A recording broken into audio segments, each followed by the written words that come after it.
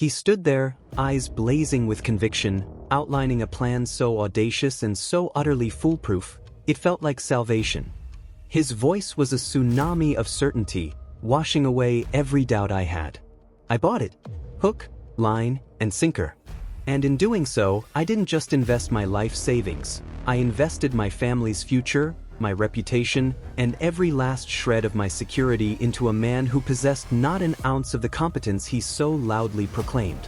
The moment the ruin became clear, the silence that followed was broken only by the sound of my own shattered dreams, costing me a devastating 10 million Nigerian naira. 10 million naira. Gone. All because I was mesmerized by a performance, not a skill set. This isn't just a story about bad business. This is a chilling account of psychological manipulation, the seductive power of an illusion, and the profound regret of watching your entire world crumble because you chose charisma over substance. At the time, I was desperate for a solution. My small business was barely treading water, and I was looking for a leader, an expert to show me a clear path forward. I had always been cautious and analytical, a bit of an introvert who valued diligence over flash. So, when a consultant named Mark entered my life, he seemed like the perfect antidote to my anxieties. He was introduced to me as a visionary, deal maker, the guy who gets things done. He had all the right connections, the glossy presentations, and the anecdotes of past successes. He spoke in bold declarations, not hesitant hypotheses. He didn't just suggest a plan, he commanded it. Mark's confidence was a force of nature.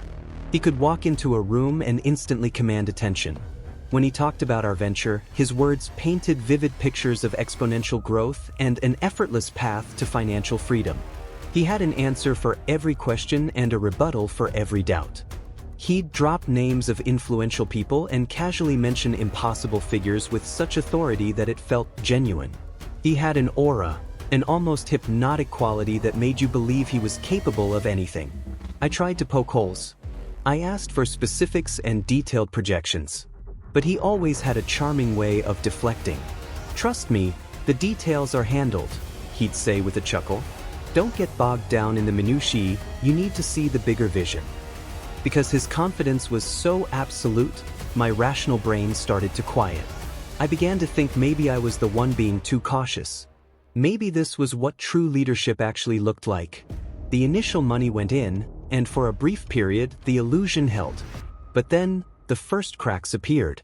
Small things at first, missed deadlines without clear explanations and reports that were vague or contradictory. When I tried to dig deeper, Mark would become defensive or simply charm his way out of it. "You worry too much," he'd say. "Big picture, remember?" The actual work, the groundwork and the critical details he had dismissed as minutiae simply wasn't getting done. Or it was being handled by people who were just as lost as he was, blindly following his confident but directionless commands. It was like watching a beautiful, elaborate stage play where the actors knew their lines but had no idea what the plot was actually about. My intuition started screaming. But by then I was too deeply invested. Admitting he was a fraud meant admitting my own colossal error in judgment. That was a truth too terrifying to confront. So, I doubled down, trying to convince myself he just needed more time. The more time only accelerated the inevitable. The project began to unravel spectacularly. The critical software launch was riddled with bugs and crashed on day one. The strategic partnerships he boasted about turned out to be nothing more than empty meetings. The confident facade finally shattered. When real problems demanded real solutions, Mark had none. He panicked. He deflected blame. He became a shell of the charismatic leader I had admired. It was like watching a magician's trick fail. Suddenly, all you see are the cheap props and the fumbling hands. The grand vision was nothing more than a house of cards built on sand, and I was trapped underneath it. The fallout was swift and brutal. The $10 million was gone. My family's future was now uncertain. The regret was a crushing weight. I had been so desperate for a hero that I ignored every internal alarm bell. I wanted so badly to believe in his certainty that I overlooked his utter lack of actual ability. I didn't just lose money, I lost my self-trust. It took years to recover. The lesson was etched into my soul.